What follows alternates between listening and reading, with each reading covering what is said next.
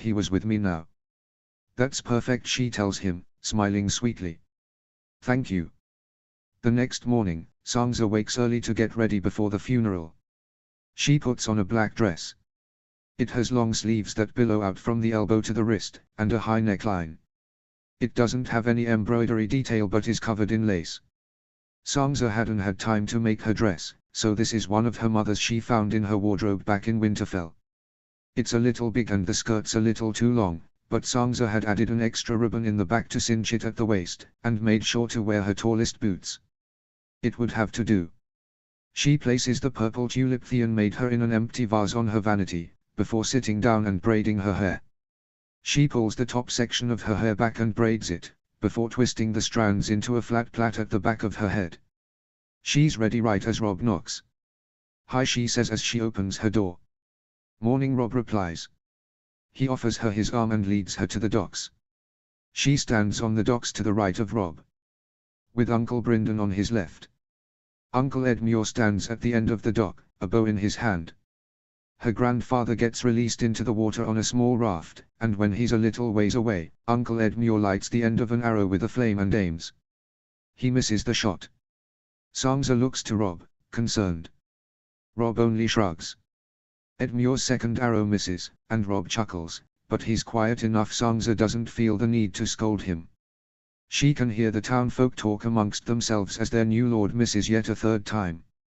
At this third shot, Robb bursts out laughing and Sangza elbows his side. Shush, she hisses. Robb only laughs harder. Uncle Brynden stomps forward and rips the bow out of Uncle Edmure's hands and takes an arrow from his quiver. He lights the arrow, and takes no more than a few seconds to aim before he fires and hits the raft, setting it aflame and officially sending her grandfather off. Uncle Brynden doesn't even look to make sure his arrow lands accordingly before he shoves the bow back into Uncle Edmure's hands and storms off. Uncle Edmure shrugs, embarrassed, as he looks around the crowd. Sangza smiles at him before taking Robb's hand and pulling him after her as they head back inside. Robb's still laughing quietly as he follows behind her. That wasn't very nice, she tells Robb. Lighten up, Sang, he answers defensively. It was funny. It was poorly timed, Sangza tells him, trying to keep a straight face. Robb grins at her. It was a little funny. Ha. But only a little. And at least I had the decency not to laugh. Later that night, after dinner, Sangza goes to the September to properly mourn her grandfather. She feels guilty for wanting to laugh. Her grandfather wouldn't deserve that. Her uncle didn't deserve that. She prays to the seven, as her mother would, and when she's done, she goes back to her room. Robb had been preoccupied all day, talking with their uncles. Sangza had been with them for a while, listening as they talked about Robb's new alliance with Asha Greyjoy, and the alliance he plans to make with Stannis Baratheon as well. But then Uncle Brynden turned the conversation to the Lannisters, and Sangza excused herself. The wounds were still too fresh on that topic. She went to her room and continued to work on the Katniss flowers for her yellow dress. All the while, as she sat in her chair stitching away, memories of hers and Theon's nights in Riverrun flooded her mind. Oh, how she misses him. How she wishes she could be back home in Winterfell with him right now. She hopes he's well, and that Rickon's not too sad or too lonely. She wishes she'll be home soon and that she won't have to leave Winterfell again for any more war or death or hardship. She hears a knock on her door, pulling her from her thoughts. Come in, she calls out. Robb opens the door, and walks in quietly. Hey, he says, sitting in the chair beside her, Theon's chair, she thinks. Hi, she tells him. How'd the rest of the conversation go? It was fine. The Lannisters seem to be focused entirely on this Tyrell wedding. What we talked more about is the phrase. The phrase. Robb nods. Uncle Edmure got word that Lord Free is getting restless. I let all his men return home after the Greyjoy attack, but a lot of his men lost their lives long before then. The Free men were always the highest number of casualties on the field. And now that Balon Greyjoy and Renly Baratheon are dead, Walder sees it as the war is over. He wants to collect his debt. He's upset that I haven't come to collect it. His debt. Sangza thinks, confused. Then it hits her. His bride for a bridge. What are you going to do? I can't have Walder Free on my bad side. He's not the most powerful man or anything, but he'll be stubborn and annoying until he gets what he wants. We will stop at the twins on our way back, and I'll get married. He says it so casually, like at this point he's just accepted the fact and has no real opinion about it. Sansa squeezes his hand sympathetically. I'm sorry, Robbie. It's all right. Really. I agreed to it. Father raised me to be a man of honor and I will do the honorable thing. Sansa smiles sadly. He'd be proud of you, she tells him. Not just for marrying a Free, but for all that you've done. For being king in the north. He wouldn't be happy that the burden's fallen on you, but he'd be happy with how you've handled it. I know it's been hard. Robb smiles at her. Thank you, that means a lot. Sometimes I wonder if I've made a mess of everything. I'm great in battle, but the politics of it all, just, doesn't come all too naturally. I always know the right thing to do, but I can't always do the right thing. Does that make sense? Yes. It makes a lot of sense actually.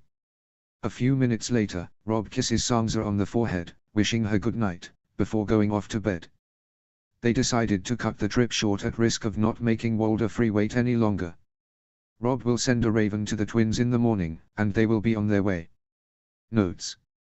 Sorry if the timing doesn't quite line up with how long it takes to get to Riverrun, it's hard for me to keep track of realistically how long it takes. What's important to know is that time has passed. Chapter 16, News in Winterfell. Notes. See the end of the chapter for notes. Chapter text. Step in a little closer, Theon tells Rickon, as they clash their wooden swords in the air. Rickon listens, and in doing so is able to deliver a stronger swing. Good job. Boys. Mayor Stillowin calls out. They look up to where he stands, overlooking the training yard. Sir Roderick is going to train you now, Rickon. I must have a word with Lord Greyjoy. Rickon and Theon both look at each other confused. In the weeks since Robb and Sansa have been gone, Theon's taken to training Rickon in the morning, and Sir Roderick trains him in the evening. Rickon looks sad that their lesson is cut short, but Theon shrugs at him. See you later, Rickon, Theon says, before walking inside to meet up with Mayor Stillowin. The two of them go to Robb's solar. Mayor Stillowin has a solemn expression on his face. Not too different from the one he normally wears, yet it seems sadder somehow. We've just received some terrible news from one of our scouts. Lewin tells him. What is it? Theon asks, fear for Sansa filling his mind. And Robb too. Were they ambushed? Has something gone wrong? He's broken out of his thoughts when Mayor Stillowin speaks again. Roose Bolton has betrayed us. He's been working with the Lannisters under our nose. He's killed Stannis Baratheon, and Lady Stark too. He's in hiding, but rumor is he soon marches south to King's Landing, to join up with the Lannisters there. Theon takes a minute to process all he's been told. The Bolton betrayal isn't too surprising, neither he nor Robb ever liked Roose Bolton, and it seemed that Ned Stark never did either, in the things he would tell them as children. But Stannis Baratheon dead. And Lady Stark, too. Theon definitely hadn't seen that coming. He worries for Robb and Sansa, how they'll find out, or if they already know. They should be on their way back to Winterfell by now, so it's possible word hasn't reached them yet. Rickon. He thinks. Someone has to tell Rickon. How long ago did this all happen? Theon asks. A week ago or so. And Rickon. Sir Roderick is telling the boy now. The poor boy.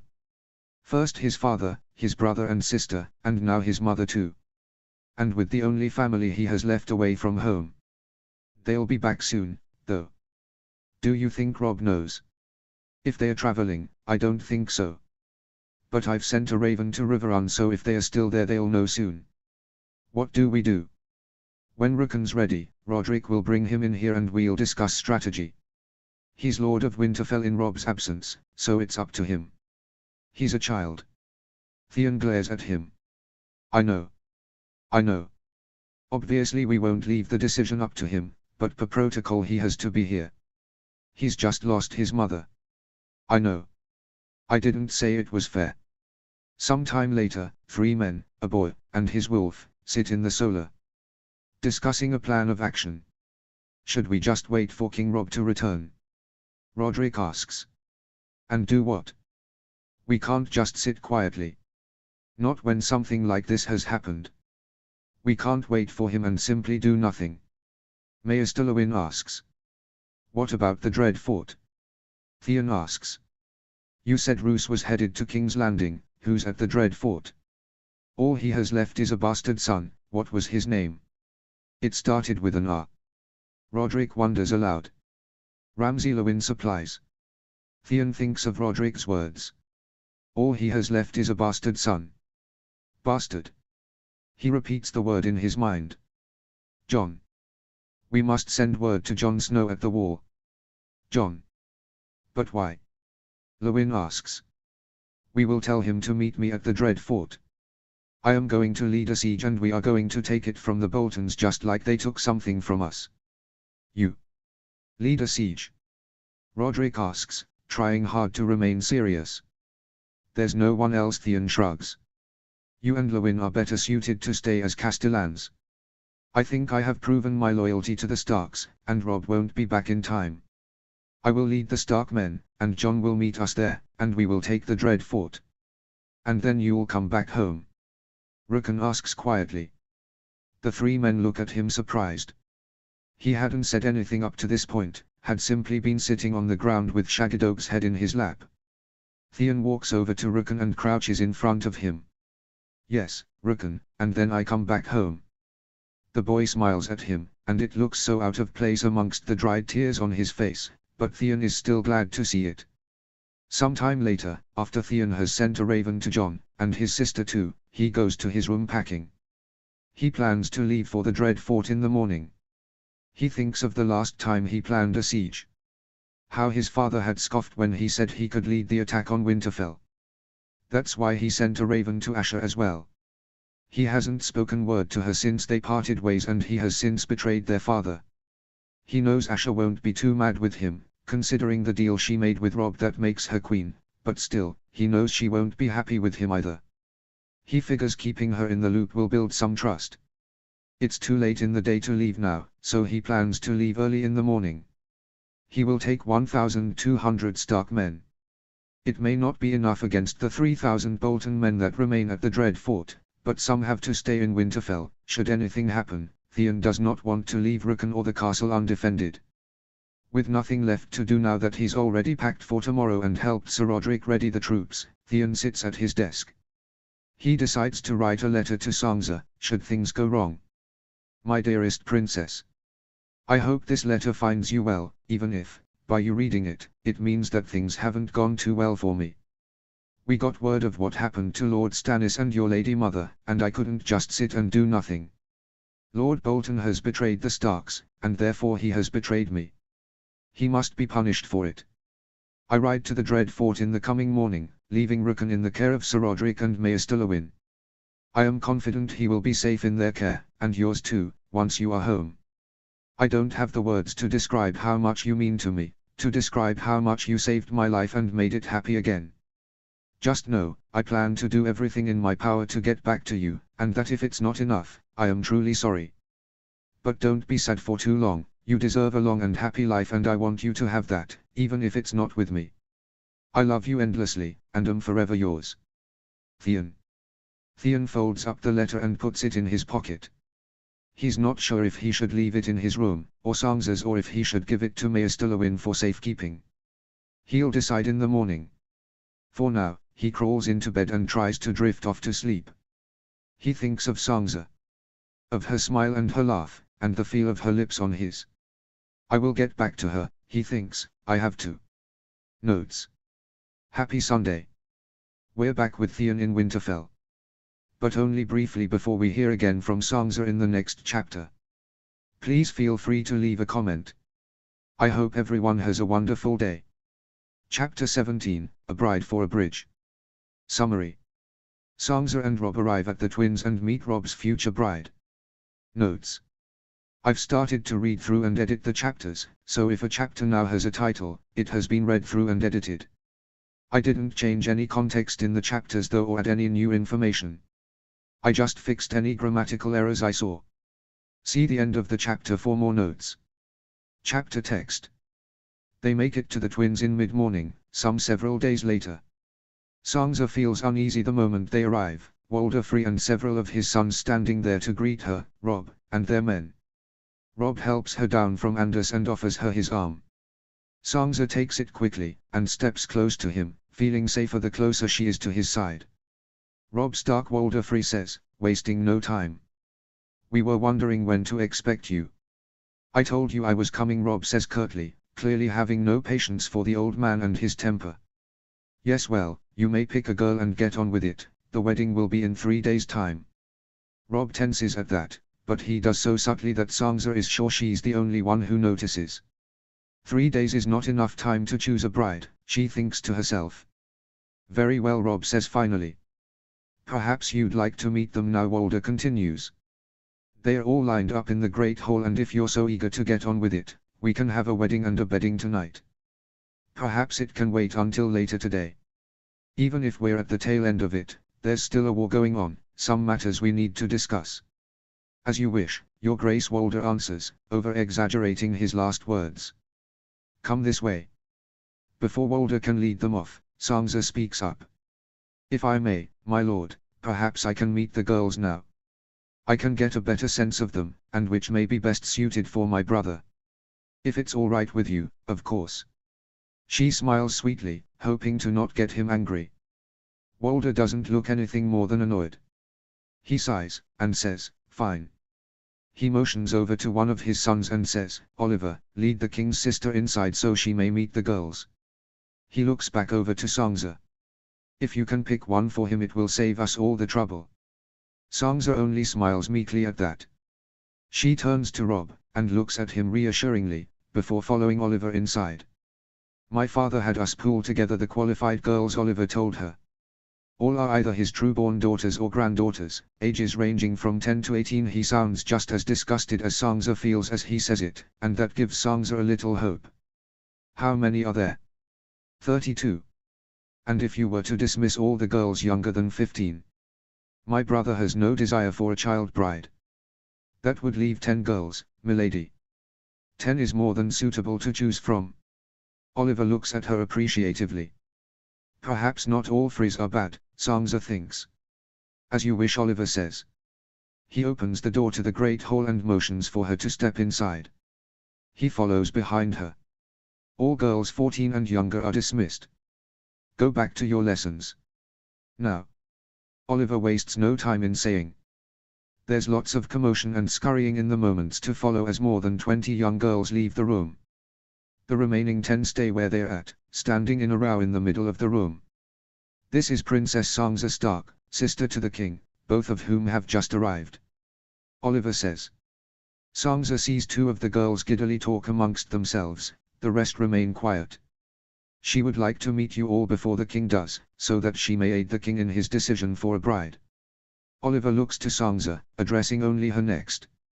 How would you like to go about this? I'm not really sure, Sansa confesses. Oliver nods understandingly, then turns back to address the girls. Each of you introduce yourself to the princess, say your name, age, and something else. After which maybe Princess Sansa can spend 10 or so minutes with each of you one-on-one. We'll go oldest to youngest. Wyler, you first. Wyler smiles a somewhat overcompensating smile. She looks at Sansa and says, I'm Wyler, I'm 18, and I would make a perfect queen. Sansa winces at that and does her best to hide it. She remembers the time when all she wanted was to be queen. How naive she'd been, and shallow too. I'm Walder, the second girl says. I'm 18, and I would make a good queen too. Sansa does her best to mask her disdain at the comment. I'm Audrey, the next girl says. I'm 17, and I like to ride horses. Sansa smiles at her, appreciative she's giving a genuine fact about herself. She's Robb's age, and she seems sweet. She's pretty too, with long blonde hair and brown eyes. She and Robb would make a pretty pair. The next girl appears to be very quiet. She's got quiet green eyes and honey brown hair. She curtsies to Sansa and gives her a genuine, yet small smile. I'm Roslyn. I'm 16. She'll be 17 in 2 moons, Oliver says. And tell the princess about yourself, Ro. I like to read. Roslyn says quietly. Sangza hears Wilder and Wyler laugh at her, though they stop when Sangza looks her way. The remaining girls introduce themselves, and seem nice enough, if a little annoying and vain. Sangza's not sure she can blame them for that though, given who their father/grandfather is. She then goes to meet with them one-on-one.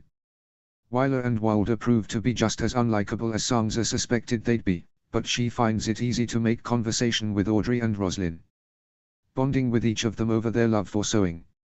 Sangza also finds that Roslyn is not nearly as quiet as she seems, at least not once you get her talking, yet she still is able to remain calm and composed, very dignified and polite. Audrey is quite the chatterbox. Almost as much as Arya used to be, but Sangza doesn't find it annoying because it makes her think fondly of her little sister, and it helps that Audrey talks of their common interests. After meeting with the girls, Oliver escorts Sangza to her room, which she is happy to find is right next door and connected to Rob's. Her bag has been brought in, and so she takes out her sewing, thinking if she finishes her yellow dress soon it will be ready for the wedding. Hours later, she hears Rob come into his room through the wall that separates them. It's some time before he knocks on her door though. Come in, Sangza says, looking up from her stitching. Hey, Rob says, taking a seat next to her. Did you bathe? Sangza asks, looking at him as he's freshly shaven and clean.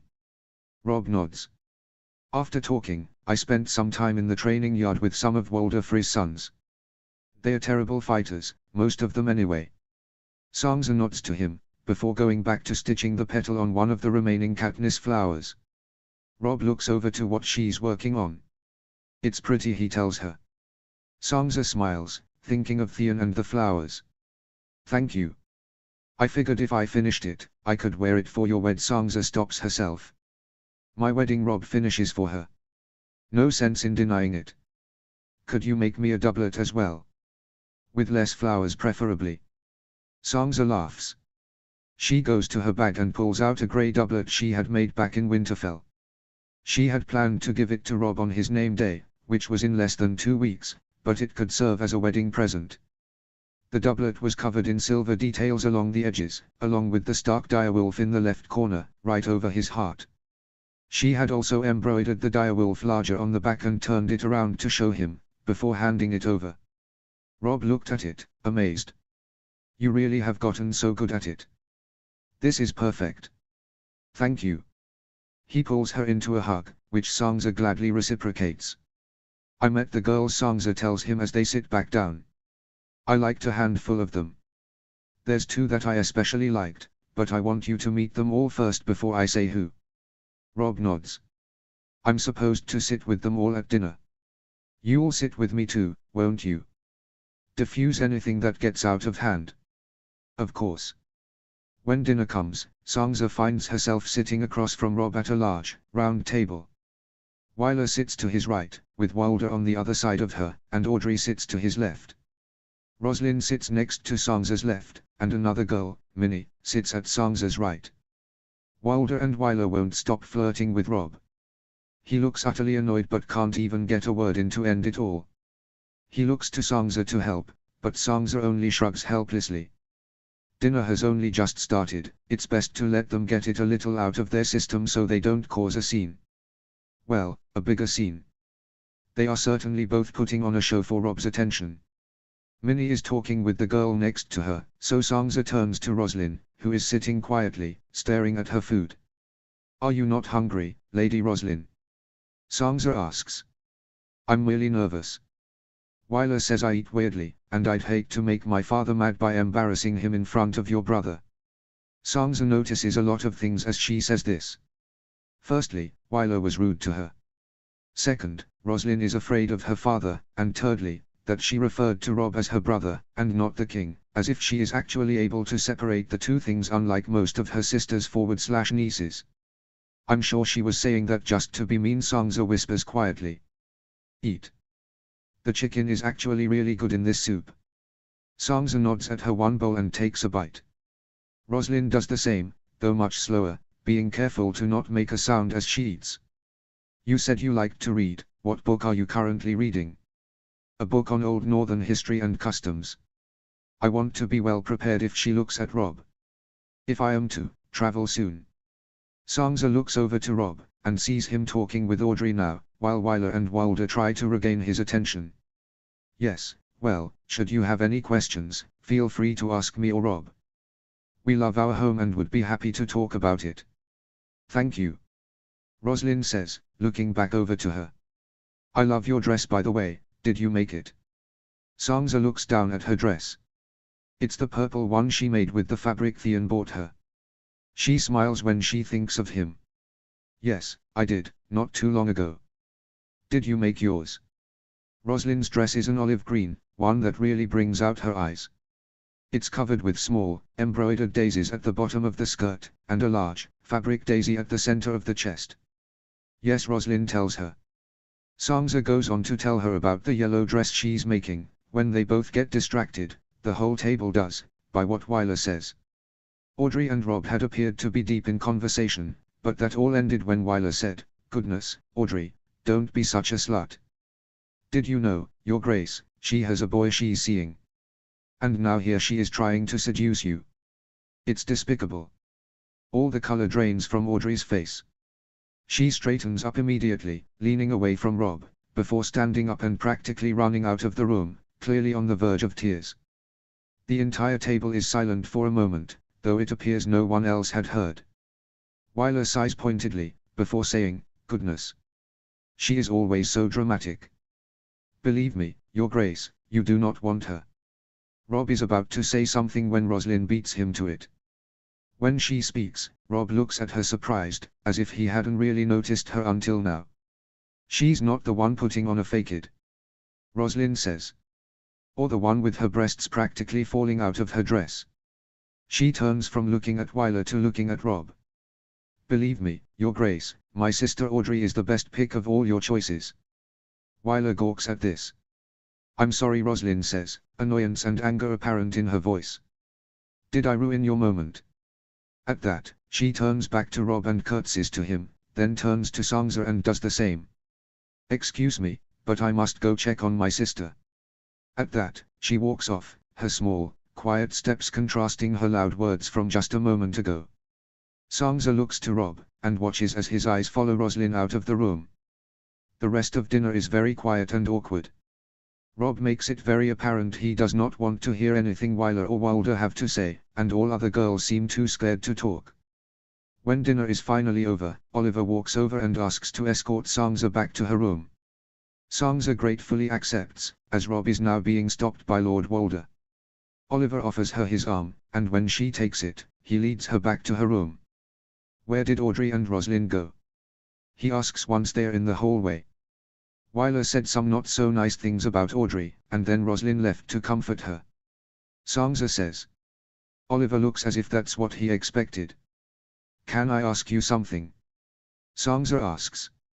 Of course, milady. I don't mean to gossip, but Wyler says Audrey's seeing someone, is that true? Oliver takes a deep breath and then nods. One of our stable boys. They are practically engaged, the two of them. Only father told her to drop him when he heard the king was coming. She cried about it for days. I told her that she's fine as long as the king doesn't pick her, she can marry Oscar when you and his grace leave. But father knows that Audrey is one of the only more agreeable options. He said if she purposely turned the king away, he'd kill Oscar. So, Audrey's been forced to charm him. How terrible! Sansa exclaims. That's my father for you. You know, Roslyn and Audrey are only 10 months apart. My mother, she's the same for Wyler, Wilder, Audrey, Roslyn, and I. She died in childbirth with Roslyn. I can't imagine how hard that must be. Sansa tells him, patting his arm. I was only 6 at the time, so I didn't think too much of it. I missed my mother, of course. I think that's why Wyler and Wilder are so mean to Roslyn. They think she killed our mother. And they hate Audrey because Audrey doesn't blame her for it. But at least they have each other. Yes, Sansa agrees. At least there's that. Could you take me to her? Audrey. I want to make sure she's okay. Oliver hesitates. I'll go check on her. If she's alright, I'll have her and Roslyn come visit with you. If not, I think she'd rather be alone. Of course, Sangza says, slightly embarrassed. Thank you. Oliver drops her off at her room and then walks off. Sangza goes to her sewing and continues to work on her flowers, waiting for the girls to show up, should they want to. 10 minutes later, there's a knock on her door. Come in, Sangza calls out. Roslyn walks in, her own embroidery in hand. Audrey was too tired, she wanted to sleep. But my brother said you wanted to talk, so I figured we could do some embroidery together. Sangza smiles at her, and so Roslyn walks over and sits down. What are you working on? Sangza asks. It's a dress for my little sister, Roslyn says. Her name day is soon and she's always said that the only dresses she gets are hand-me-downs. It's a light blue frock with white flowers and green leaves embroidered about the skirt. And you? Is this the dress you were telling me about? It's very pretty. The two girls engage in easy conversation after that, and are laughing so intently they don't notice when Rob walks in. It's his fault, really, for he hadn't bothered knocking. Sang, you will not believe that Walder Free had the audacity to. He stops when he sees Roslyn. His cheeks pinking slightly. My lady, he says, giving a small bow. Roslyn stands up and curtsies politely. Your Grace, she says. I can leave if you'd like. No. No. Don't leave on my account. I was only coming to check on my sister. And tell her about the obnoxious thing my father said. Or did. Which was it? I hadn't meant to offend, or. It's all right. I too find him hard to swallow. I often dream of the day I can leave this place and him behind. Roslyn says sweetly, as if she means no offense and is merely trying to make conversation, which Sangza has no doubt is the case. I'll leave you to it, then. She gathers up her things and makes her way to the door, which Rob dubiously opens for her. Thank you. She says, smiling shyly at him. Good night, Sangza. Audrey and I will come look for you tomorrow morning. All right, Sangza says. Good night. Roslyn leaves and Rob comes and takes her chair, sitting next to Sangza, lost in thought. She and Audrey are my favorites, Sangza tells him. Mine too, Rob says, then snaps out of it. But her brother said that Audrey does indeed love another. He told me too. Roslyn's super nice though. And smart and funny. She's very calm and composed in public, too, which I think could be good for you. She'd calm your temper before it gets out of hand. I don't have a temper, Rob says, a little too loud, a little too quick. Sometimes, Sangza clarifies. Rob shrugs in agreement. She's pretty too. The prettiest girl I've ever seen. Rob agrees. Sangza stops her sewing and looks up at him.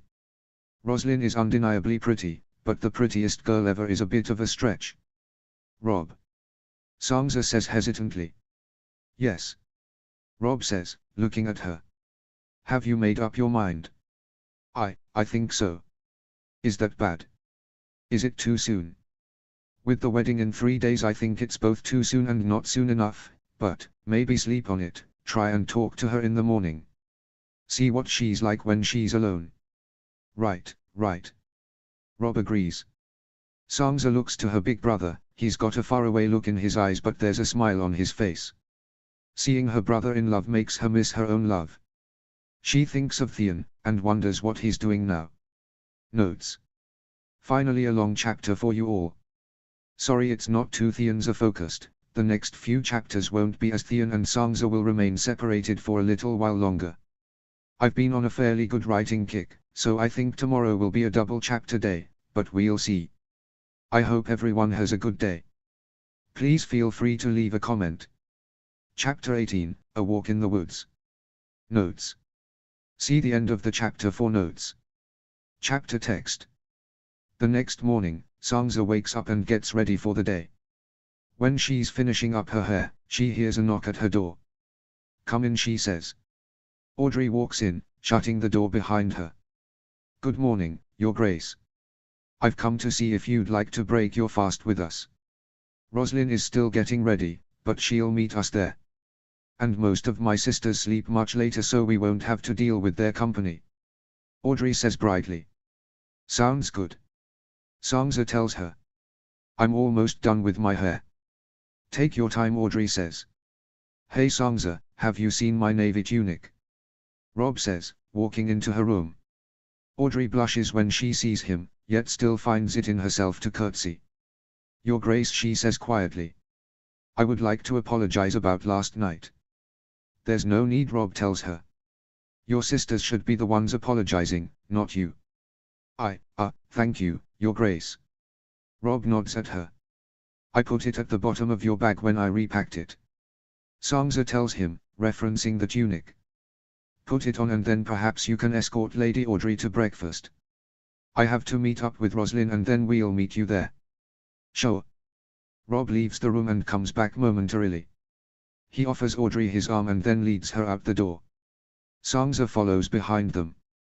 Roslyn's and my room is at the end of the hall, Audrey says, pointing. Okay. See you soon. Sansa says as she heads in the direction Audrey pointed. Sansa knocks on the door and hears the light padding of feet before the door opens. Lady Sansa. Roslyn says brightly. Where's Audrey? She said she was going to collect you. She did. My brother is escorting her to breakfast and we are to meet them there. Roslyn says. She opens the door wider for Sansa to walk in.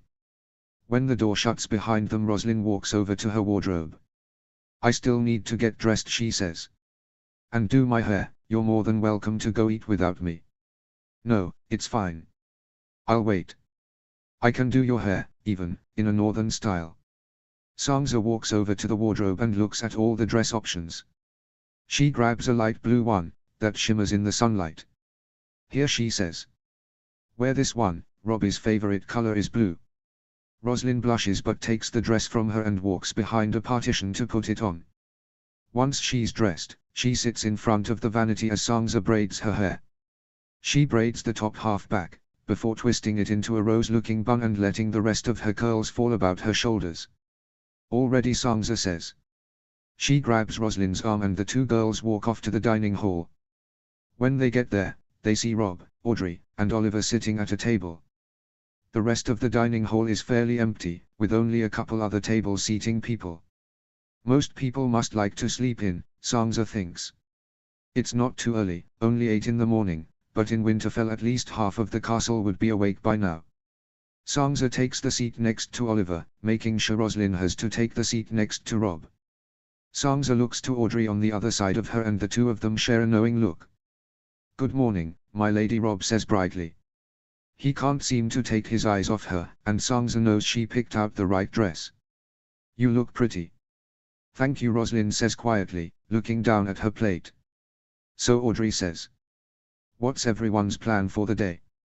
Oliver. Oliver shrugs. Same as always, I suppose. I'll help the littles with their lessons this morning, then I'll go to the training yard, then run errands for father. Nice. And you, Your Grace? I'm not sure, exactly. I was thinking of taking Grey Wind for a walk after breakfast. Rob shrugs. He had put up a fight last night when Walder said no wild beasts in the castle, and it took Sansa a great deal to calm Rob down before agreeing to keep Grey Wind in the stables. No temper, huh? Sansa had thought to herself. Roslyn could go with you. Audrey says, a little too obvious. She's very fond of walking. And she's got nothing better planned for the day, right, Ro? Just reading. She directs that last bit towards Roslyn, who looks at her sister slightly annoyed. Just reading and sewing. I told Minnie I'd help her with her lessons later. See? She's got nothing better to do. Audrey says a little too excitedly. Oliver shoots her a look across the table, and Audrey just shrugs. I'd be happy for you to accompany me, Rob says, his enthusiasm almost matching Audrey's. If you'd like. I'd quite like that, Roslyn says. Thank you. The rest of breakfast is pleasant small talk amongst the 5 of them. When they've finished eating, Rob stands up and offers Roslyn his arm. Roslyn hesitates, before taking it and letting him lead her to the stables. Just as she's about to leave the room, she looks back towards Audrey, who gives her an encouraging nod. I just love. Audrey sighs. Don't you? I do, Sansa agrees. They're not in love, Oliver reasons. They met yesterday. But did you see the way he was looking at her? And when he walked me here this morning he was asking about her. Audrey argues. He's curious about her, sure. I don't think he's in love with her. That's because you're too sinister when it comes to love. Sansa agrees with me, don't you? I do. Sansa says, a smile overtaking her face. Last night he said she was the prettiest girl he'd ever seen. And did you see him ogling her in that dress? He couldn't take his eyes off her. Should I be worried? Oliver asks, suddenly alert. No. They'll be married in 2 days. Don't make a big deal. It's too late to go all big brother on him. And he's a king. Father may kill you. Oliver shrugs. I doubt it. He stands up and kisses his sister on the head, before nodding kindly at Sansa. Good day, ladies. I'll see you later. And with that, he walks off. The walk to the stables is fairly quiet. Roslyn is looking around nervously, and Rob can't think of anything to say. When they get to the stall Grey Wind is being kept in, the wolf lights up at the sight of his owner. Hey boy, Rob says sweetly. He opens up the stall and Grey Wind rushes towards them, causing Roslyn to tighten her grip on Rob's arm. It's okay, he won't bite. Are you sure? Roslyn asks apprehensively. My brothers told many tales of the young wolf and how his dire wolf would assist him on the battlefield. Rob chuckles, and then leans down to scratch Grey Wind behind the ears. That was on the battlefield though. He won't bite you, I won't let him. Roslyn looks at him, and when she sees the sincerity in Rob's eyes, she leans down and pets the dire wolf's head. Grey Wind nuzzles into her touch. Rob smirks. He likes you. Roslyn smiles, but not at him, at Grey Wind, making Rob feel a little jealous. I like him, she says. Now Rob's definitely jealous. He clears his throat to snap out of it, causing both Grey Wind and Roslyn to look his way. Shall we? He asks, offering her his arm again. Roslyn gives Grey Wind one last pet before standing up and taking his arm. He leads her out of the stables, Grey Wind trailing behind them. He stops once they're outside, unsure where to lead them on the walk. There's a couple of trails in the woods, Roslyn says, as if she's reading his thoughts. We can go there. Or to the gardens. But our gardens are rather barren and unkept, and I figure the wolf will like the woods more. Probably, yes. Rob agrees. Lead the way. Roslyn leads them over to a nearby lake. They walk around it and then come to an entrance to the woods. Upon reaching it, Grey Wind takes off running, and the two of them follow behind at a much slower pace. What's his name? Roslyn asks. Grey Wind. Rob says. She smiles at him, and Rob finds it hard to take his eyes off her. He almost leads them into a tree, but Roslyn pulls them to the side, back onto the trail. And does your sister have one too? And your other siblings? My sister did, yes. But King Robert sentenced it to death when my other sister's wolf bit his bastard son. They couldn't find Arya's wolf. So they killed Sansa's. Oh, how horrible. Roslyn gasps. She's quiet for a moment, then says, I was sorry to hear about your little sister. That she went missing in King's Landing. It's a terrible thing to lose a sibling. Yes, it is, Rob agrees.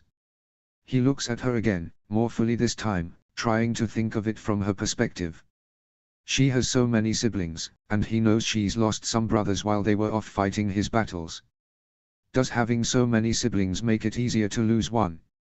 Or harder? He wonders. Changing the subject, Roslyn asks, are you excited to go back home, Your Grace? Yes, Rob tells her. We left my baby brother behind, and I'm eager to get back to him. My mother should be home in another moon or so, and it will be nice to be back in the normal order of things. Roslyn nods in understanding. What about you, are you excited to see the North? See the North? Roslyn echoes, confusion evident on her face. Rob falters, realizing his mistake. He had taken Sansa's advice and slept on the decision of who to make his bride, but after seeing Roslyn again this morning, he knew. He knew she was the one he wanted. The only problem was that she didn't know. And he had just told her in the most backhanded way. I only meant. I know what you meant, Roslyn said quickly. Then her face turned from white to pink, as she blushed slightly. "I'm sorry, Your Grace, I hadn't meant to interrupt you." "It's all right. I hadn't meant to startle you. You can always say no, I won't hold it against you. And I haven't told your father, so he won't hold it against you either," he tells her honestly. At the mention of her father, Rosalind tenses up. I accept your proposal, Your Grace, if that's what this is." A true smile breaks out on Rob's face, and he can't seem to hide it. But he worries less when he sees a small smile form on Rosalind's face as well. "Call me Rob, please." And yes, that was a proposal, though a very bad one at that. Now it's Rob's turn to blush. "It wasn't that bad," Rosalind tells him quietly. She then looks away, to the trail in front of her. It appears they've reached a fork in the road. "Come," she says, tugging lightly on his arm. "This way." Notes. Sorry, this chapter is more Rob/Rosalind focused than anything else. But I found it really easy to write about them. I think that my next story will be about them, and their love story following their arranged marriage. It will be in the same order as this one though, so there will be mentions of Thienza and such. Let me know if you guys would like that in the comments. Have a great day. Chapter 19, Taking the Dread Fort. Notes. Double chapter day. This chapter is really short, and not very good if you ask me, because I really struggled to write it but wanted to progress the story along. I may go back and rework it another day, but I'll have to see. See the end of the chapter for more notes. Chapter text. Theon woke on the third day of his trip full of energy. He was ready for whatever was to happen next. He and his men were maybe 10 miles away from the Dread Fort, not wanting to get too close before they were ready to attack. Most of the men thought taking the castle would be easy. For the only Bolton who remained there was Roost's bastard, Ramsay, and it's not as though he had much control over his people. From what Theon heard, none of Bolton's servants, villagers, or soldiers liked him. But they were afraid of him. The Boltons had been flaying their enemies for thousands of years. As a result, none of them wanted to become enemies. But Theon wasn't afraid. Before, he might have been. If this had been before rescuing Sansa and Robb was leading the attack, Theon probably would have tried to talk him out of it. But this wasn't before, and Theon had a new reason to fight for, a new reason to live for. "Sansa, listen up," Theon called from where he was at the front of the army, sitting on Max, sword in hand. "Today is the day. We go into the Dread Fort and we put an end to the Bolton line. We take the castle, and we avenge the death of Lady Catelyn Stark. We avenge Roose Bolton's betrayal to the north. We take the castle and give Roose no choice but to take it back and die trying or run away and cower like a babe. We do this in the name of Winterfell. We do this in the name of King Robb. In the name of Lady Catelyn. We do this because the North remembers. And this is a day they will never forget. The North remembers." Some men echoed. "For King Robb. For Lady Catelyn." And on that note, they ride into battle. Taking the castle proved to be easy, seeing as it was mostly unguarded. By the time someone was able to gather the troops, Theon had already killed the bastard son. Which also proved to be very easy. The Bolton men entered the castle but found no reason to attack. Theon gathered them all outside and told them. He said he had taken the Dread Fort in the name of the Starks because of Roose Bolton's betrayal. He said that Roose Bolton was a dead man should he ever return back north. He said the men would no longer be fighting in the name of the Boltons, and that King Robb would appoint a new lord upon his return to Winterfell. He said that Jon Snow was headed this way and that the two of them would help with any fallout. There didn't prove to be much fallout. Other than the initial bloodshed, it was a fairly peaceful takeover. The Boltons must have been a real piece of shit, Theon thinks to himself. When Jon gets there, Theon has already been holding the castle for 3 days, which is good, considering Jon had travelled there alone with no fellow soldiers, only Ghost had accompanied him. Greyjoy, Jon calls out when he sees him standing outside the castle. Snow, Theon regards. They look at each other curiously, a new sense of understanding between them. "I heard what you did for Sansa," Jon says after a moment's pause. "Thank you. I'd do it all again. I believe you." Theon leads Jon into the castle as he recounts the attack and the days that followed. The village seems to have adjusted quite well, under Theon's rule, though Theon had let the Dreadfort's current maester and castellan, an older man with red hair named Tybalt, weigh in on every decision Theon made. What Theon didn't tell Jon was how much he enjoyed it, governing over the Dreadfort and its people. He liked that people were able to rely on him and trust him, and he didn't disappoint them at every turn like he had with his father. He was good at it too, at least Tybalt had said so. Guess you really didn't need me then, did you? Jon jokes. Perhaps I just missed your company, Theon jokes back. Both men laugh happily. And what of Winterfell? Jon asks. Theon hesitates, taking a deep breath. Robb and Sansa should be back there in the next week or so. I figured I'd stay here until there's word from Robb, and you could head to Winterfell to be with Rickon. Sounds good to me, Jon agrees. When should I leave? In the morning's fine. You only just got here. Theon shrugs. And so, the two men who had known each other the larger half of their lives, but had never really been friends, did what any friends would do, and got a drink. Notes. Sorry, the whole castle takeover is rather anticlimactic. I also didn't really go into detail over Ramsay's death, because in this Theon doesn't have any history with Ramsay, so he doesn't think about it too much, he just kills him. We all know Ramsay deserves it anyway. Some of you may have noticed there's only 4 chapters left in this story.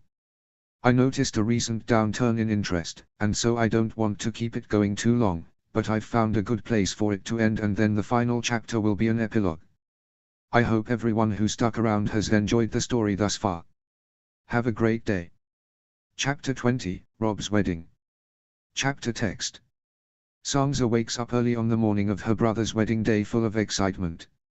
She's happy because Robb's happy, and Roslyn's happy, and tomorrow, she gets to go home. She gets to see Theon again.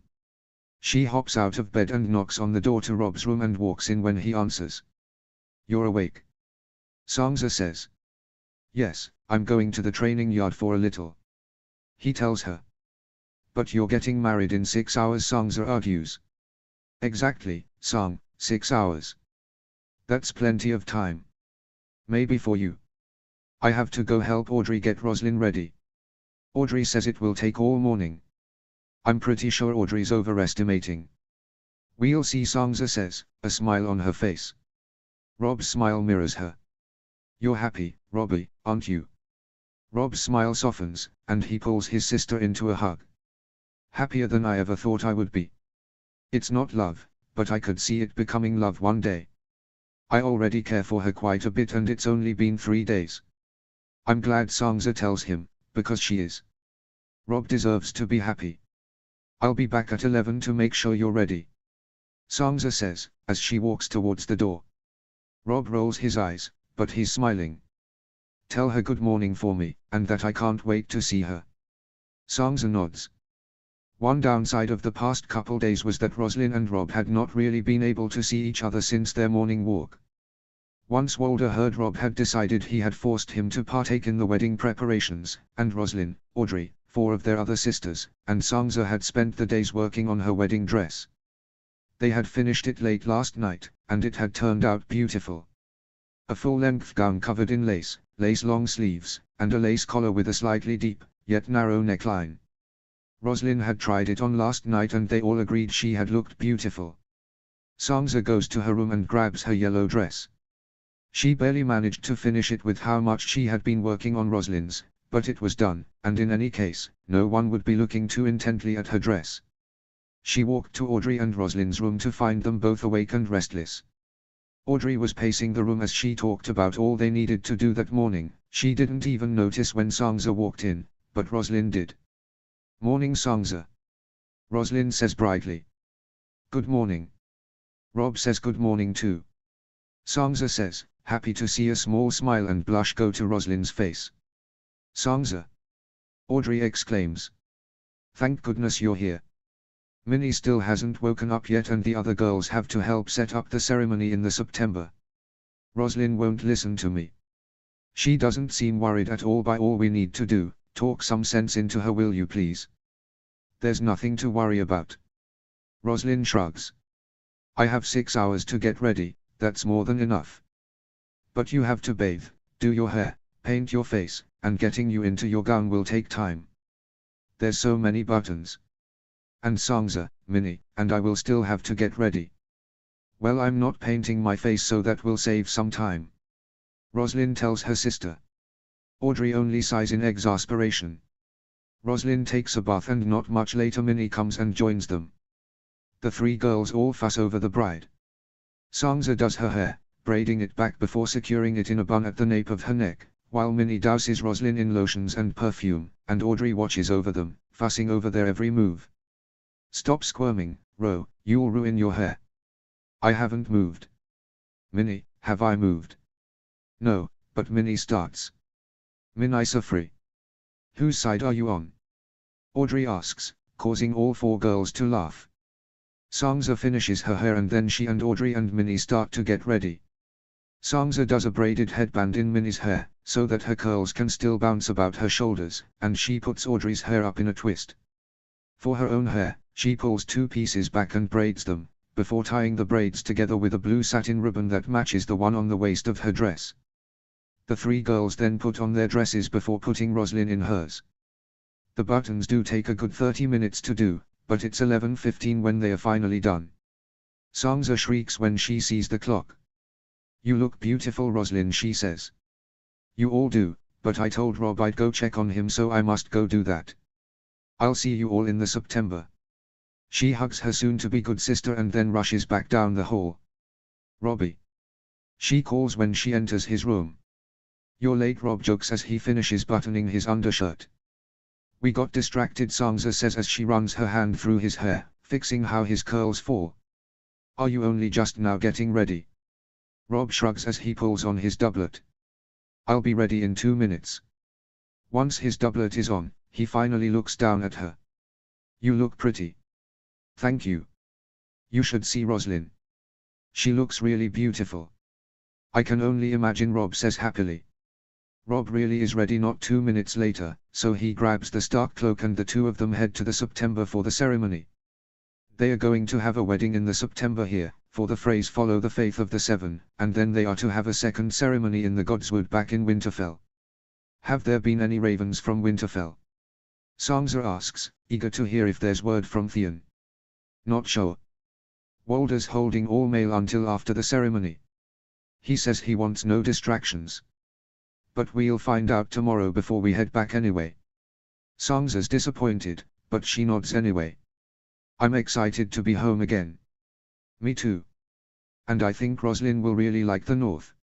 Sangza looks to her brother and smiles, happy that he's happy for the millionth time today. The wedding in the September is simple yet beautiful. Sangza thinks her mother would have approved of it. She's sad her mother is missing this, but she knows they can wait to do the ceremony in Winterfell until her mother's home. It won't be the same, without Father, Arya, and Bran, but it will still be joyous. The feast and festivities that follow the ceremony are great fun. Sangza talks with Minnie and Audrey, as well as Roslyn's even younger brothers and sisters. She dances once with Oliver and twice with Rob and finds herself breathless and tired by the time 7 o'clock rolls around. Rob had made it clear to Walder that there would be no bedding ceremony, and yet Walder and some of his sons still try to call for one. Rob punches several brothers who grab at Roslyn, and that pretty much puts an end to the festivities, with Rob taking Roslyn by the hand and caringly rushing her out of the room.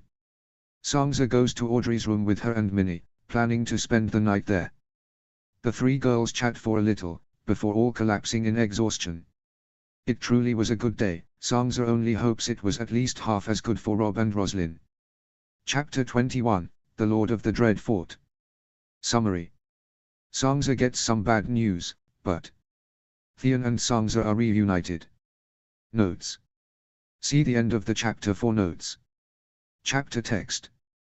The next morning, Sangza woke early.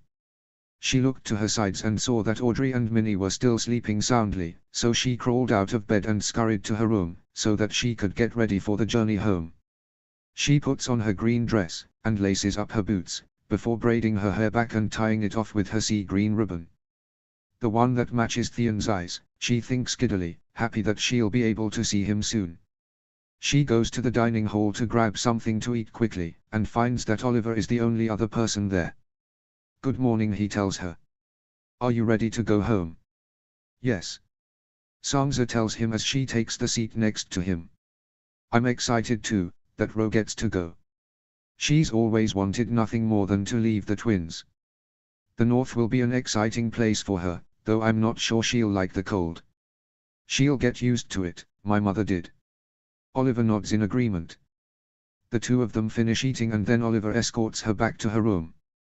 He walks off towards Audrey's room, so he can wake her and Minnie and they'll have a chance to say goodbye to Roslyn.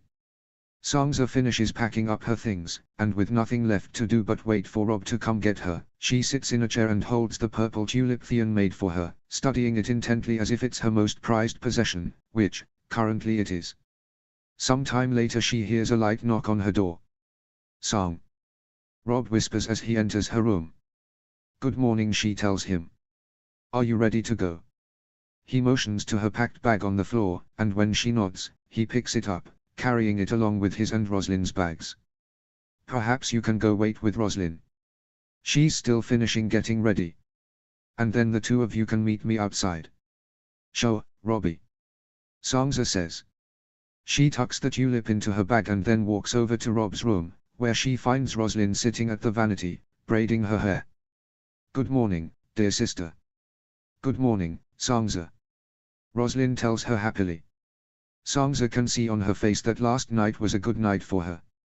She could see it on Rob's face too, and she's happy for them. I like your dress, Sansa tells her. Roslyn ties back her hair with a pink ribbon that matches her pink riding dress. This is Audrey's dress. She gave it to me as a goodbye present. I don't have enough comfortable dresses for riding, because I hardly ever ride. Sansa smiles at her. When Roslyn is ready, the two girls head outside. They find Grey Wind sitting at the front of the stables and Sansa rushes over to him. She hugs him tight and Grey Wind nuzzles into her, and then into Roslyn's hand when she pets him gently. Are you ready to go home, boy? Sansa asks the wolf. Grey Wind barks excitedly. Come, let's go find Rob. Sansa tells him, and the dire wolf follows after the two girls as they head towards the castle gates. Once there, they find Rob, the 12 Stark men who made the journey with them, and Walder Free. Rob is standing next to Anders and his own horse, as he finishes tying the bags to their backs. Upon seeing his master, Grey Wind runs over to Rob, circling his legs. Rob smiles at Sansa and Roslyn, motioning for them to come over. They do, and just as Rob's about to lift Sansa onto Anders, Oliver, Audrey, Minnie and about 7 of Roslyn's younger siblings all come rushing outside. Wait, Ro. One of the younger boys yells. Don't go yet.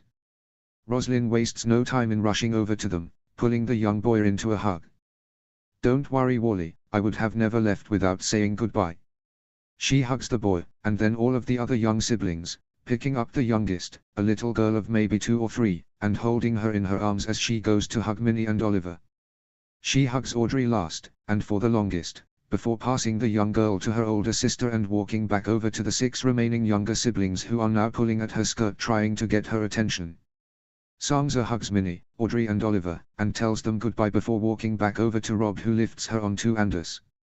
Will we ever see you again? One of Roslyn's younger sisters asks. I don't know, Roslyn says, forcing a level of calm and cheerfulness into her voice. Maybe someday. Rob walks over to where Roslyn is standing, wrapping a supportive arm around her waist. You'll have to come visit Winterfell, Rob tells the young children. Perhaps you all can come next summer when everything is more settled. The kids all squeal in excitement. What do you say to King Rob? Oliver asks them, picking up one of the little girls and tossing her in the air, making her giggle. Thank you, King Rob. The kids chorus. Roslyn gives them all one last hug before walking over to Rob's horse. Rob lifts her up and is about to get on as well when Walder Free stops him. A raven came yesterday morning. He tells Rob. And I'm only hearing about this now. Rob asks curiously, and slightly angry too. What did it say? Your mother is dead. Walder says bluntly. Sansa screams, so shocked she falls off her horse. Rob and Oliver rush to her side. When Rob sees that Oliver's got her, he storms over to Walder Free. What did you say? Rob asks, angry and confused. It appears Roose Bolton has betrayed the North. Was working with the Lannisters and went to kill Stannis rather than negotiate with him. Your mother got in the way, so he killed her too.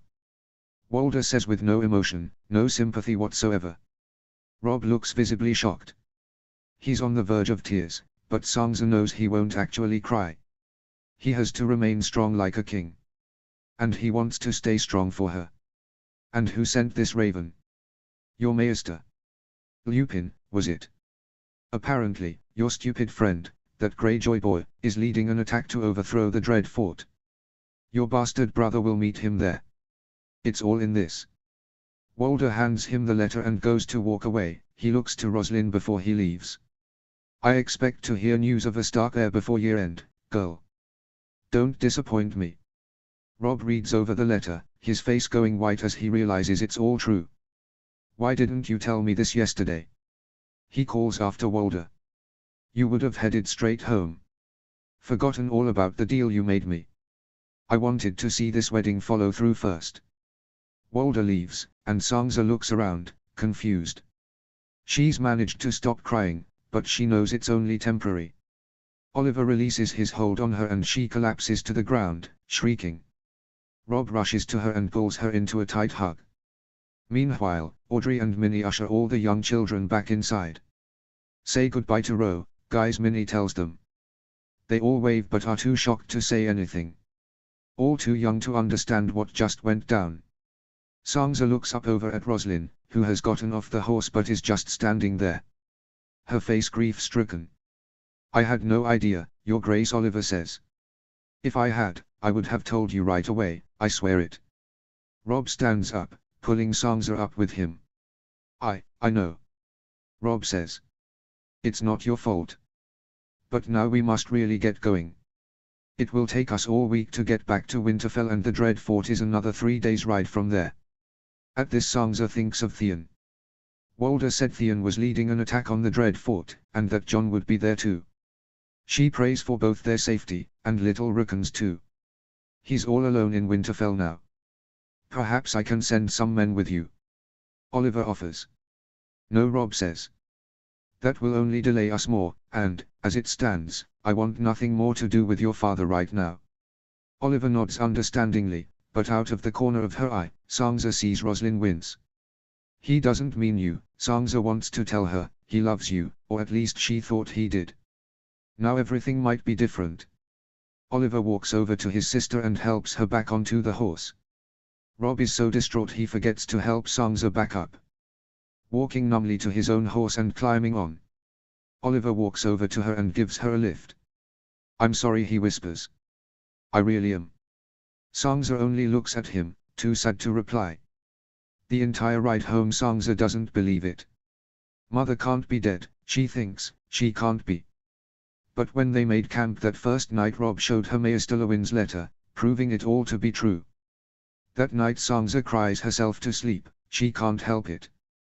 Roslyn ends up sleeping next to her, trying to soothe her to sleep by stroking her hair and singing to her. After a while, it works, and so Roslyn ends up doing it every night of the journey, but it only makes Sansa feel worse. She feels as though she's drawn a divide between Robb and his new wife. Robb barely looks at Roslyn, hardly speaks to her, and Roslyn has retreated to the quiet demeanor she had had when Sansa first met her. It feels like all time and no time has passed when they reach Winterfell. Rickon is not outside, running out to meet them. They get there, and Robb dismisses the dozen men with them, asking them to stable the horses, and then he walks inside leaving Roslyn and Sansa behind. Sansa feels too numb, too tired and sad to move, and Roslyn seems to sense this, so she grabs her hand and leads her inside. When they get inside, Sansa is surprised to find Jon there to greet them. Hello, he says sheepishly. Sansa walks straight into his arms, surprising him as she pulls him into a hug. Jon wraps his arms around her protectively, whispering how sorry he is into her hair. A moment later Robb comes back to greet them, carrying Rickon in his arms, with Grey Wind, Shagged Oak, Lewin and Roderick on his heels. I need to speak with you, he tells Jon. Jon nods. I'll take the new Lady Stark to her chambers, Lewin says. They all flinch as he says it, even Lewin. Lady Stark. The old Lady Stark is dead now. Robb nods. Thank you, Lewin. Maester Lewin leads Roslyn away and everyone else heads to Rob's solar. Rukan is clinging tightly to Rob, crying silently, relieved that his big brother is now back to take care of him. He doesn't notice Sangza at first, but when he sees her, he reaches his arms out for Sangza to grab him. Sangza does, and she rocks him in her chair, like mother would, trying to soothe him.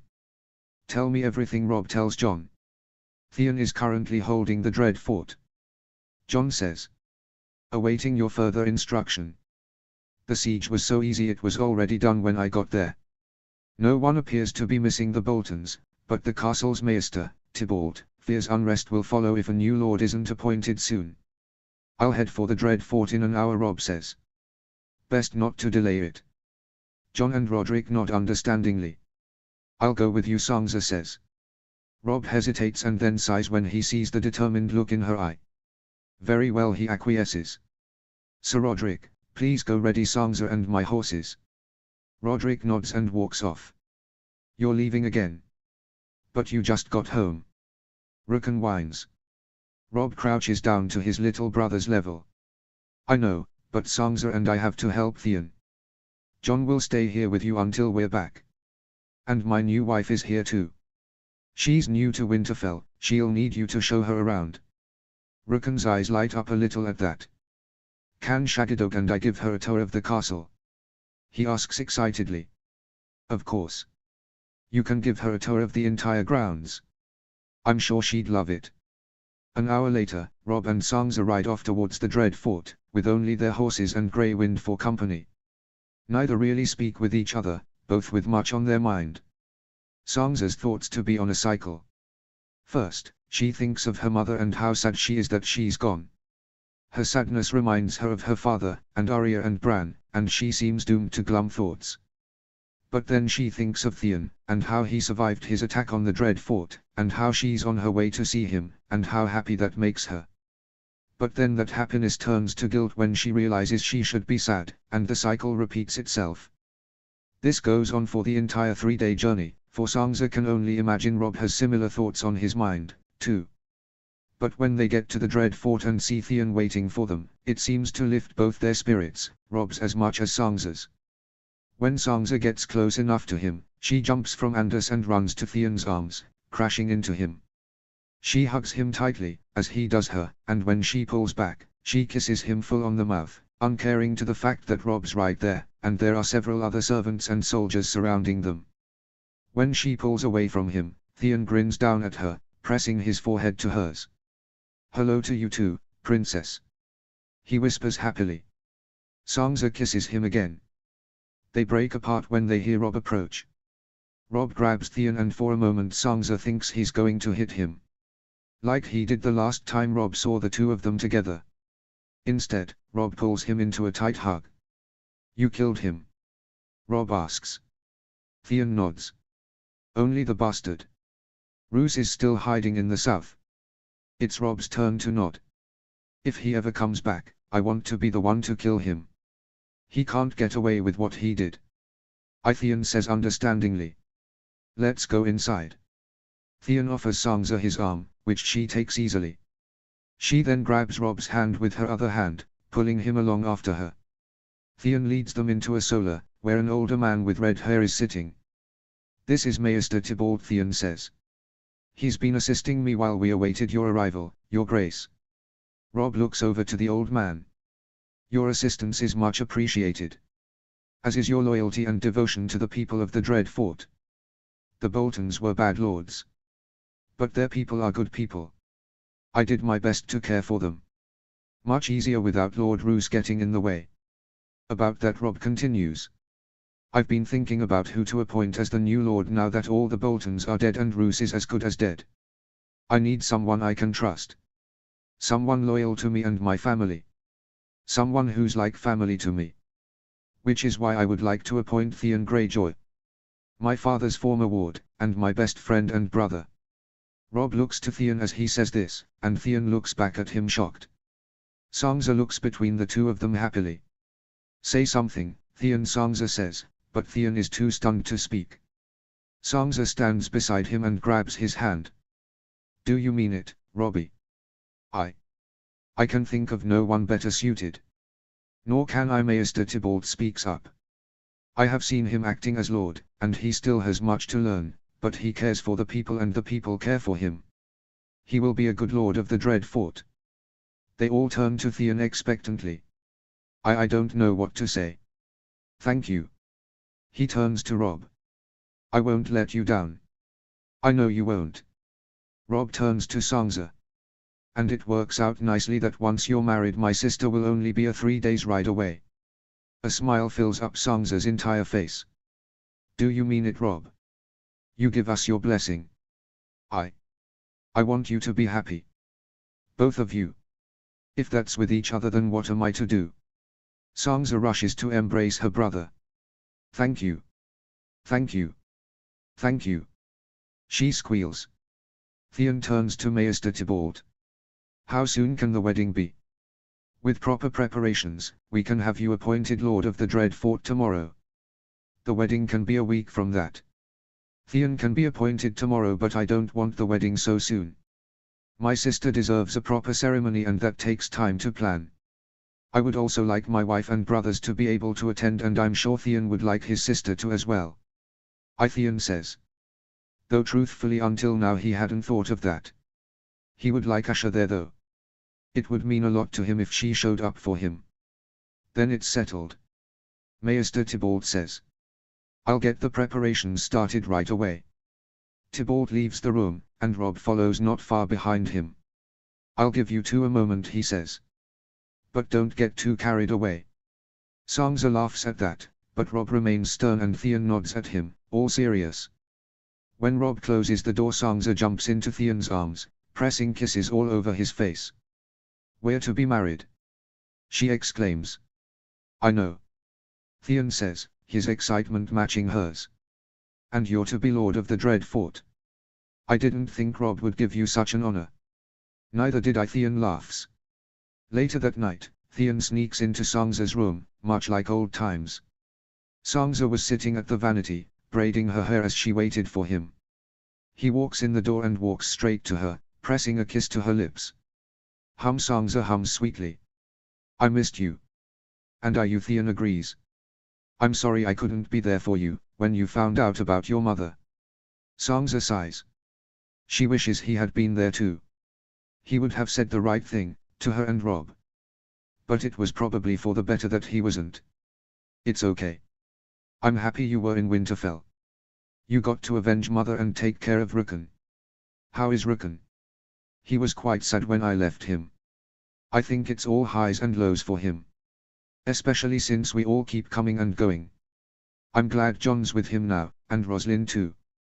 That's Rob's new wife. I think you'd like her. I'm sure I will.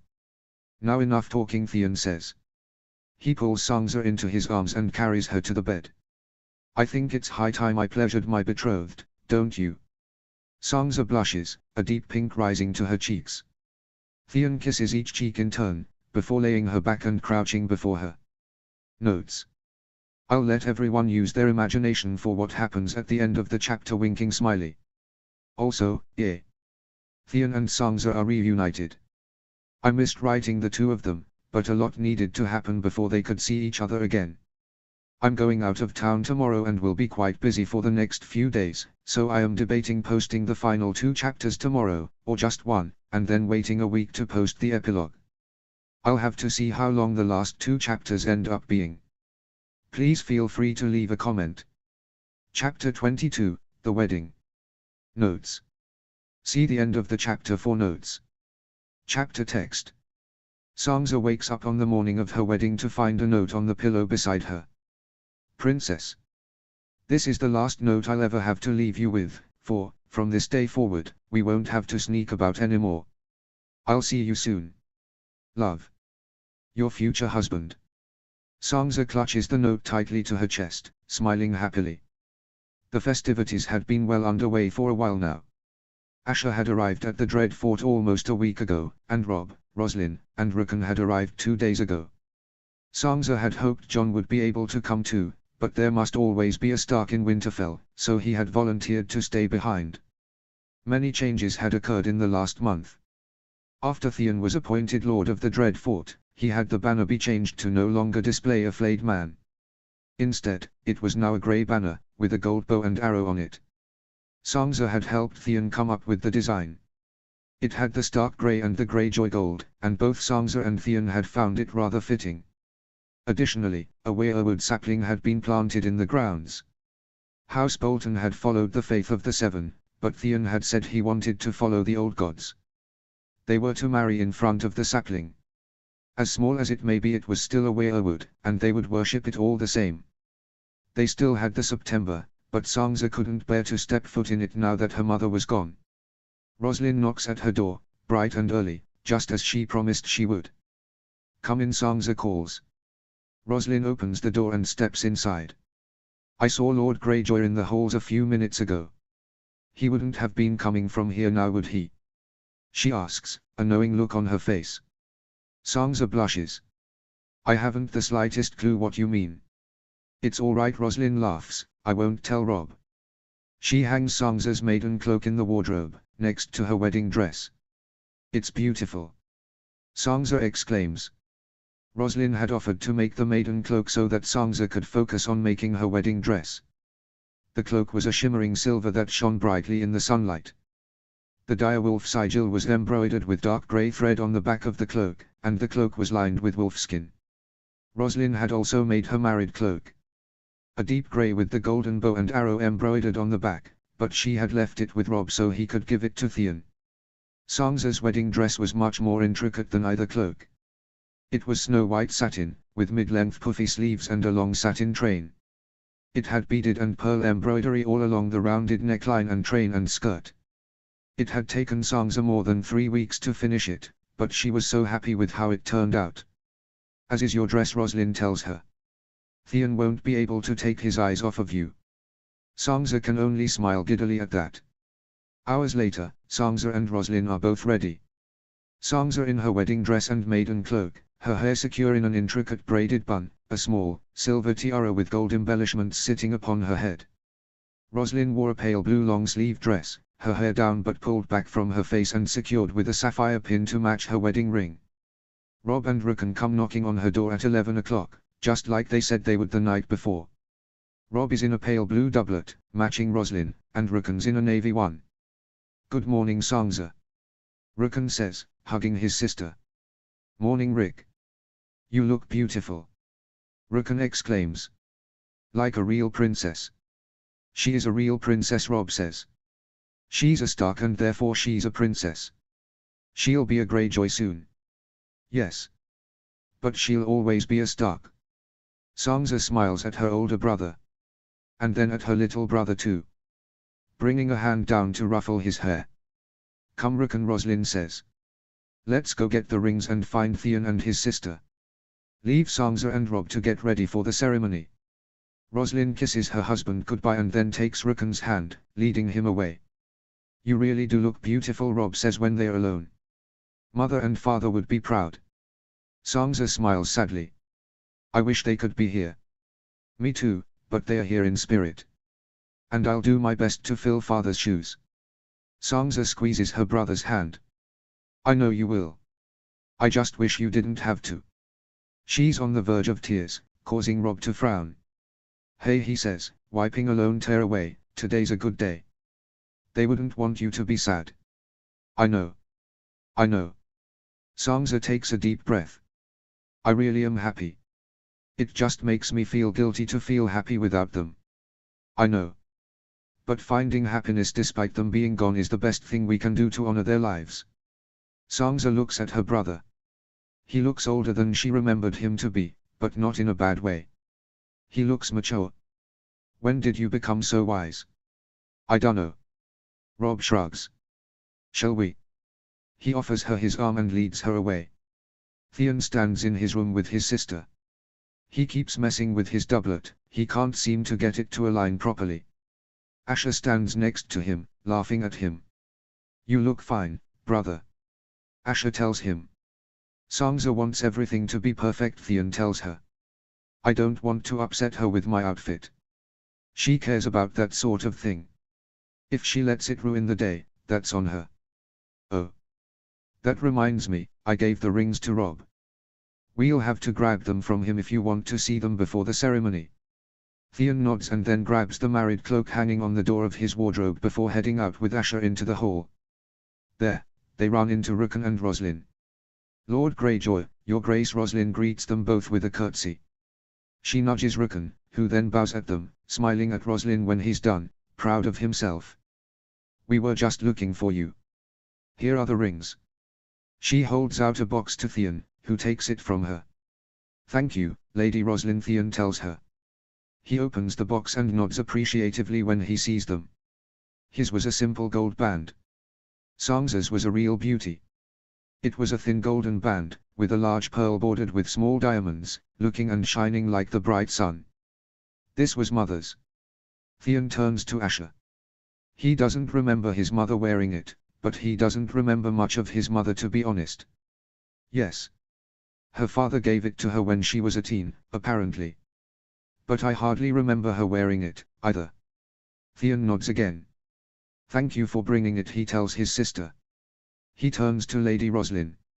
And thanks for holding on to it, too. Of course.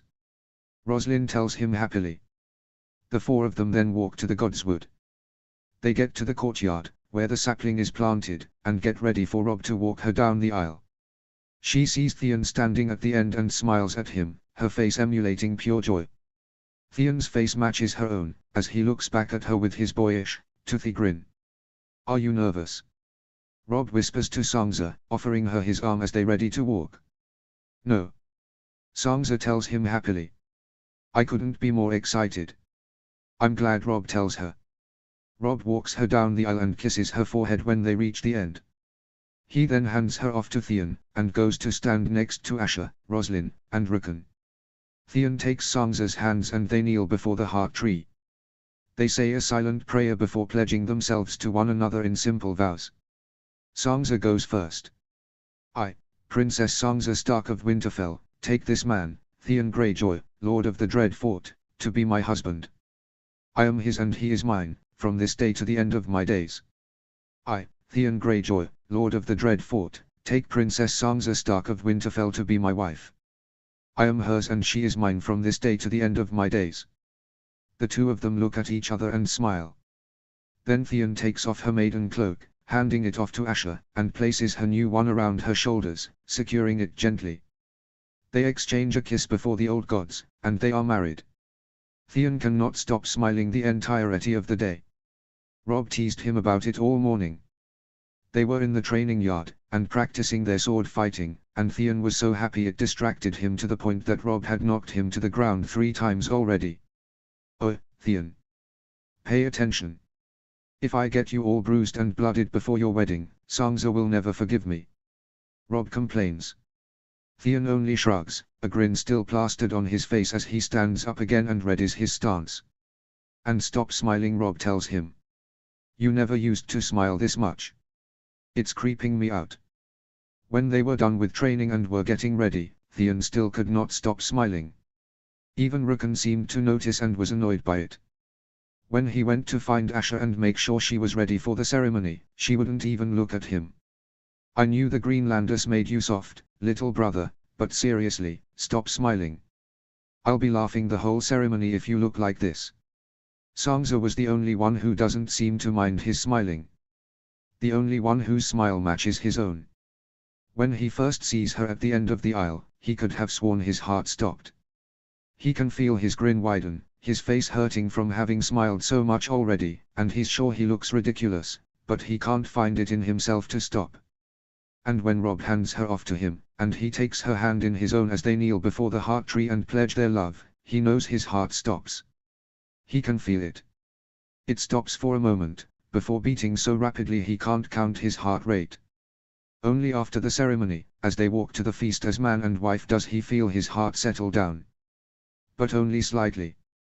Theon's smile is still there after the feast, when the festivities have started and the dancing begins.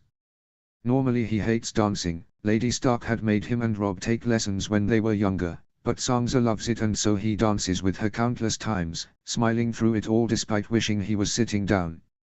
He steps on Sansa's feet a couple of times, but Sansa, too, is too happy to care. After a while, he did need a break, and so he sat down while Rukun danced with Sangza. Rob smiles happily as he watches the pair prance about, Rukun too short to lead them in a traditional dance. When that dance is done, Rob excuses himself from Rosalind's side, and dances with Sangza for 2 songs. Before the second song is done, Theon walks over to Rosalind and Rukun, who are dancing and laughing together. "Perhaps I can have a turn, Rukun?" Theon asks, offering Rosalind his hand. He doesn't know his good sister too well, having not spent too much time with her, but Sangza clearly loves her so, as she writes to her at least once a week, and tells Theon about her a fair amount. Rosalind takes his arm and he leads her more center in the dance floor. "You will make Rob jealous," Rosalind says, though she doesn't seem to really mean it. "He's making me jealous," Theon jokes, looking over to where Rob and Sangza are, dancing together for the 3rd time. "He's only dancing with his sister," Rosalind laughs. "As am I," Theon tells her, joining in on the laughter. After the ceremony, and the festivities and feast that follow, Sangza finds herself alone in her chambers with Theon, laying in bed with him, naked beneath the sheets. They had foregone the bedding ceremony, but wasted no time in solidifying their union nonetheless. She lay with her head resting on Theon's chest, her arms wrapped around him as she idly traces shapes onto his chest and abs. Theon has one arm wrapped securely around her, and the other playing with her hair. Neither have said much, both content with simply being in each other's presence. "Are you happy?" Theon asks after a while. "The happiest I've ever been," Sangza tells him, smiling against him. "Good. Me too." Sangza laughs to herself and Theon looks down at her quizzically. "What's so funny?" he asks. "I was only thinking," Sangza says, "that if you asked me that question months ago, how different my answer would have been." Theon ponders. "I guess so. For me as well. I never thought I'd be the type to marry for love, and look at me now, married to the prettiest princess in all the land." Sangza giggles, punching his chest lightly in admonishment, a blush taking over her face. "You're quite handsome too," Sangza tells him, sighing contentedly. "We'll make beautiful babies." "Is that so?" Theon asks. He pulls her closer in his arms and then flips around so she's on her back and he's hovering over her. "I think I'd like to meet these babies sooner than later, if that's all right," he asks, as he leans down and begins kissing her sweetly. "I think so," Sangza coos. She pulls back from him slightly, so that he'll look her in the eyes. "I want a lot. Does that suit you?" "I'll be happy to have as many kids as we can," he tells her truthfully. All his life, he's wanted nothing more than to be part of a big, loving family such as the Starks. Starting his own family is more than he could have ever dreamed of. "I love you," he tells her, before leaning back down to kiss her again. "I love you, too. I'm the happiest I've ever been, too," he thinks to himself.